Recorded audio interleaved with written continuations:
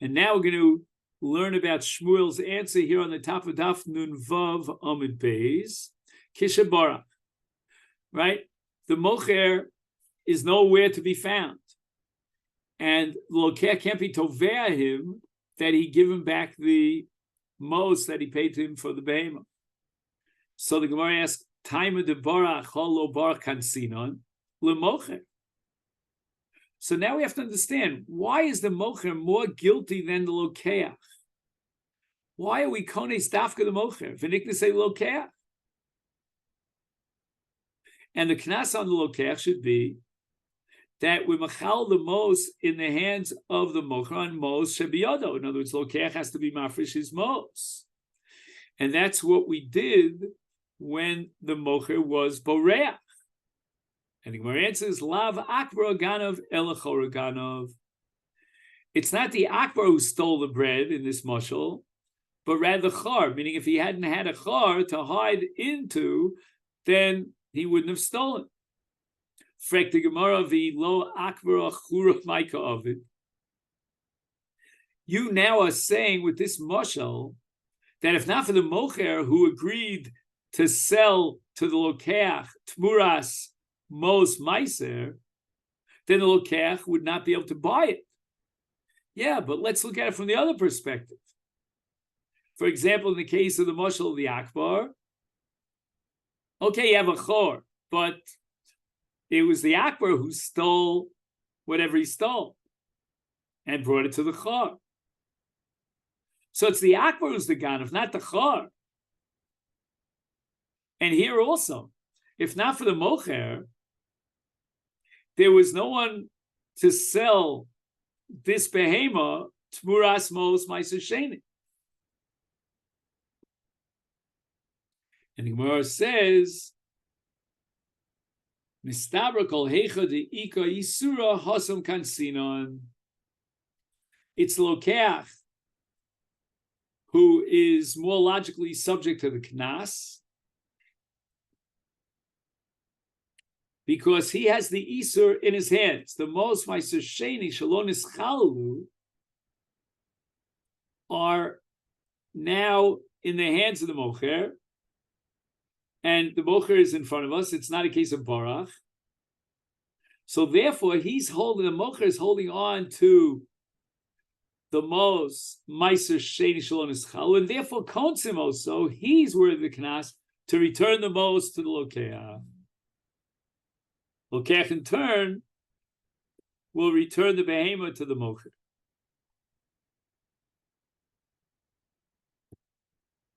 Now again, we're not saying that the Lokeach is purely innocent. I mean, if the mocher was boreach, then we're going to cancel the Lokeach, as we said.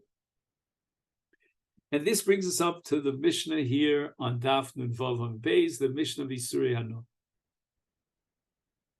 And the Mishnah gives us a long list of those items that are Osir Banon. If he was Makadesh B'Surei Hano, then he didn't give her anything of value, and therefore the Kiddushin is not valid. Makadesh B'Orla, B'Klai Kerem, B'Shar Niskal, B'Egla Rufa, B'Tzipori Mitzora, B'Sa'ar Nazir, B'Petach Hamor, B'Bas B'Cholav, Chulin Shenishkut B'Azoyed, B'Kudesh. So we're going to go through this whole list one by one, and we're going to try to derive from the Torah the Isra Ano in all these cases. However, the Mishnah continues and concludes with the statement that Macharan, V'Kidesh B'Dmeim, let's say the Baal went ahead and he sold Basa B'Cholav and he received money, and now he gives that money to the Isha, Mikudeshes, the Kiddushin is valid. Because Ein Domim Nitfasim Be'Isur Hana. There's no what we call Tfisas Domim, like there is in Hegdesh or in Shvius.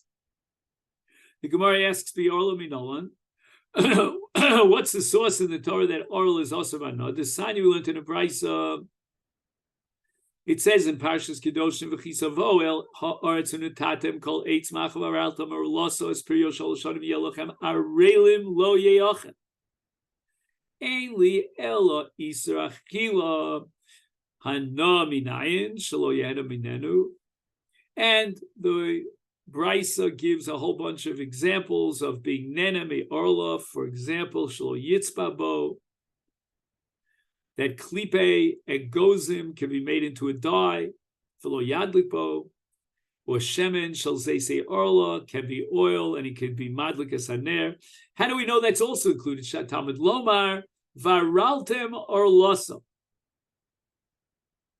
The Torah used a double language, l'rabos es kulam, to include all the various methods of Isur Yana. Klai Kerem, Nolan, how do we know that Klai Kerem is Osir Banom Chizkiya, Amar Kra, Pen Tigdash, Hamalea, Hazera, Shatizra, Utruasa, Utruas Hakerem. And we're going to dash in the words Pen Tigdash as if it said Pen Tukad Eish. In other words, Lo Tizra Kilayim, Karmacha Kilayim, Penye Osru Vitia, Sorech Sreifa Be'esh. It will require burning by fire because it's Osur Banu. Everything okay, Rabbi? We missed you for a while there. We just had a Tzeva Adom. I figured. Okay, we're back. We had one when she was in Yerushalayim earlier today.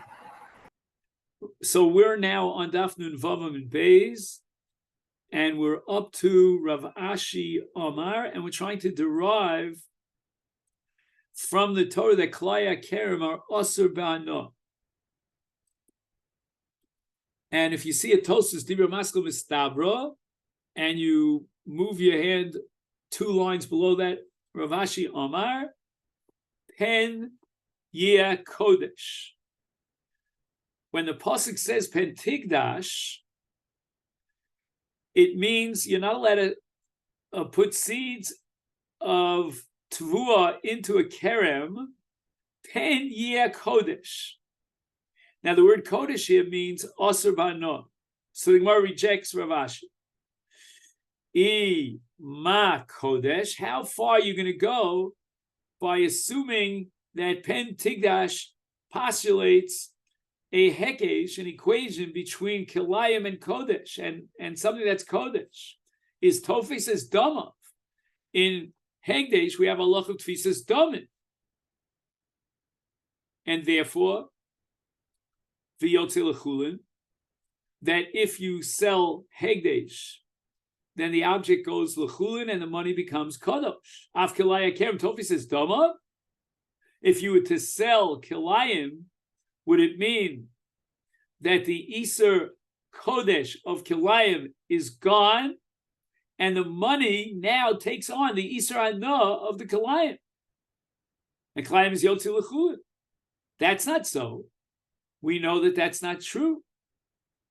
And you cannot do a Tfisas Domim in the case of Kilayim. We have to go back to Chizkiya's premise that when it says Pen Tigdash, it means Pen Tukadesh. Shorad Niskal.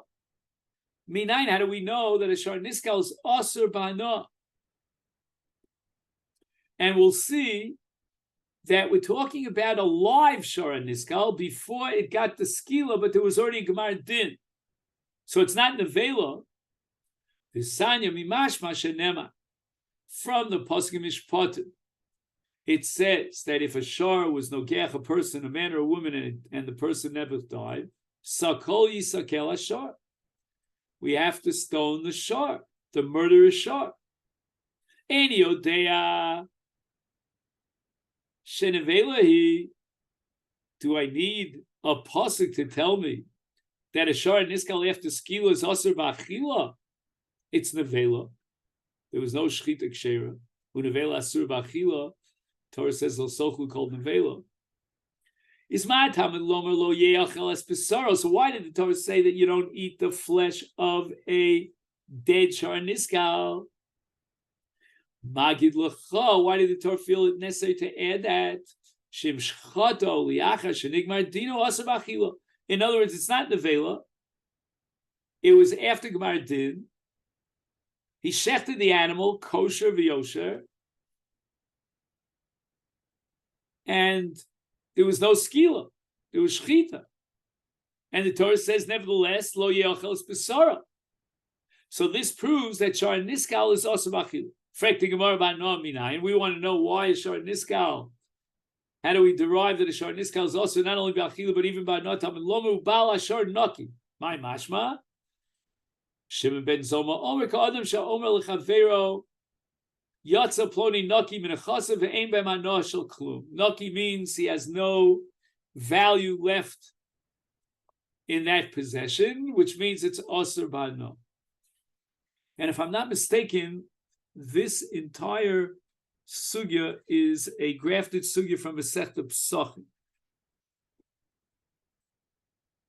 The Gemara continues and asks the following question: You're telling me that the extra pasuk yochel besoro is teaching me that even though it was shechted properly after the Gemara din, nevertheless it's also bachila. Dilma, perhaps heichadish shachid liachar Gemara dino shari. Maybe if he shechted the animal after the Gemara din, that shchita is matir the basar b'achila. Ay v'lo yochel. The Torah says you're not allowed to eat its basar. Heicha de sakle miskal udiasa. It's a case where it was after the skila. Now, if it's after the skila, why did the Torah have to prohibit eating the meat, the flesh of the animal? It's nevela. And the Gemara says that maybe this pasuk lo ye'achel is coming to teach me that this particular nevela, not any nevela, but this nevela of a shar niskal after skila is also even by no. Ki Rabbi Avo, Omar Rabbi Lazar, Kol makom shenemar lo yochal, lo sochal, lo sochlu, echad isra achilu, echad isra no, ad shifar l'cha kasuv kidei shapir l'cha b'nevela.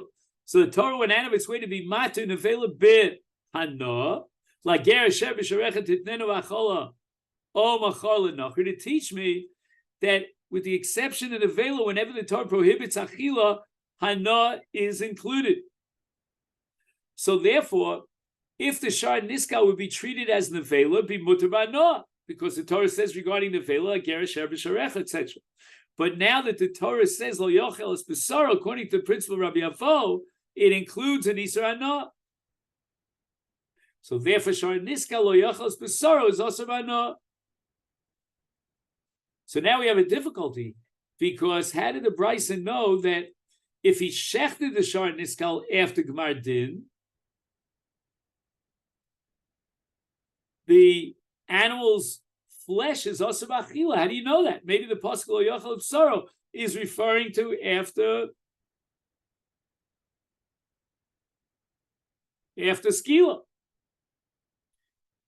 So the Gemara answers that Rabbi Avo did not mean to say as an absolute rule, which always applies, that whenever it says lo yochel, it means an Isra Noah. Hani mili, when do we say lo yochel includes not only an Isra Achil, but Isra Noah, heichad inofik le Isra Achil milo yochel. When the Torah wants to prohibit both Achil and Anah, it would use the language of lo yochel. But Hacha, in the case of Shar Niskal, Isra Achila, it's not derived from lo yochel, but rather misakal yisakal nafka. Like we said before, the Torah didn't have to tell us that after skila was asur, because anyway it's nevela, and we're going to use the pasuk sakal yisakel, the double language, and the superfluous word yisakel, to teach us that shar niskal is asur b'achila. And once we already have a source for the Isra Achila and Shar Niskal, because it says the double language Sakal Yisakel, then we no longer apply the principle of Rabbi Avo that Lo Yochel is coming to add an Isra Hana. These Halkadek Isra Hana, the Ksiv, if the Torah is adding Lo Yochel to add an Isra Hana, why did the Torah have to use a language other than Lo Yochel, Nichtov Kra Lo Yohana? Or instead of using Lo Yochel, it could have said Lo Yohana Inami, Lo Yachas b'sar lamali, afal gav de shachte ke'ein basar asur. Gemara has a really wild havamin over here. that they did the skila in a way that it was shchita. How could you do the skila in a way that's shchita? You take a stone, and that stone has a sharp edge, and it's like a sakin shel shchita, and you use that for skila. When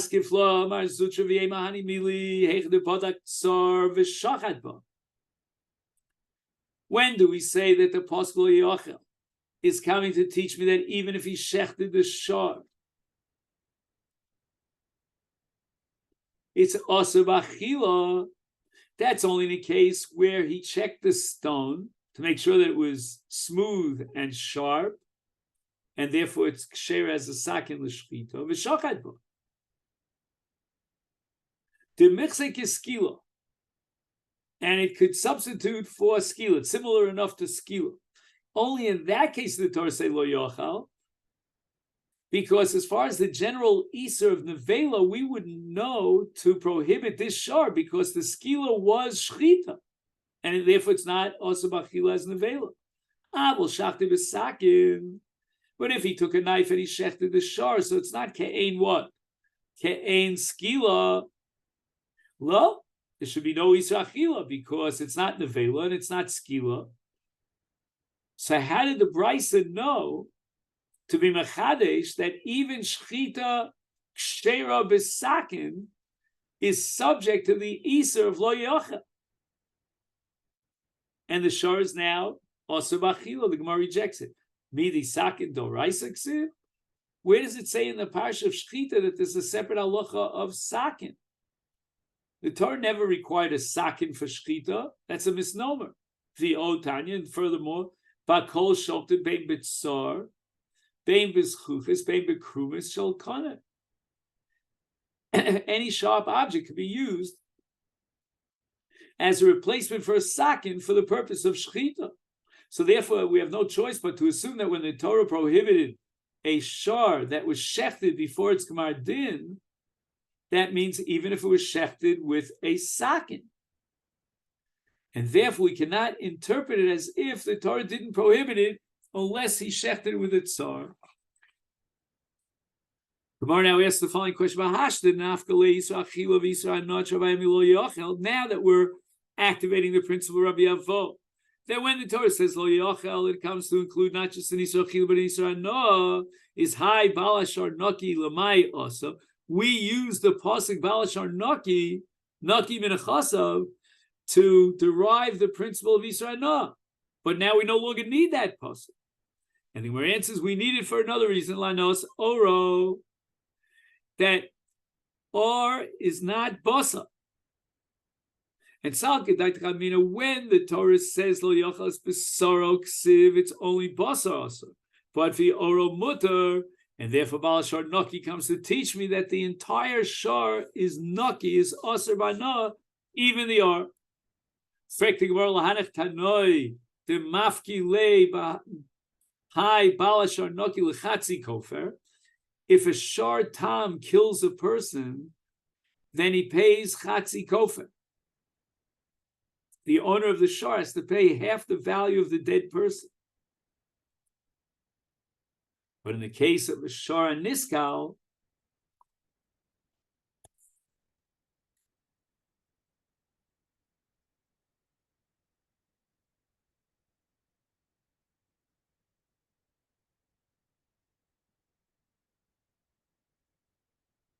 no, I'm sorry, scratch that. But in the case of a shar tam, which logically should be paying chatzi nezek or chatzi kofer in this case when they kill the person, like a shar mud pays the entire kofer, shar tam should pay half. So we're going to derive from the pasuk balashar naki that if a shar tam murders a person, the bal ashar is potter and gansen, he doesn't pay kofer, not even chatzi kofer. And we're going to darshan further from the pasuk balashar naki l'dmei v'lodos, that if a shar was nogeach an isha hara, pregnant woman, yotzav l'odel v'mesu, balashar naki, and he doesn't pay dmei v'lodos. No, now we don't know how to derive the conclusion of the Isra Anas Oro Minoli. And Gemara answers me, Lo Yochel Es Besaro. And the extra word es is a ribui, es hatofel besaro. Ve'idach, and he who derives the Isra Anas Oro from Balashor Naki, why doesn't he darshan it from the word es? And here we can begin Daf Nun Zayin.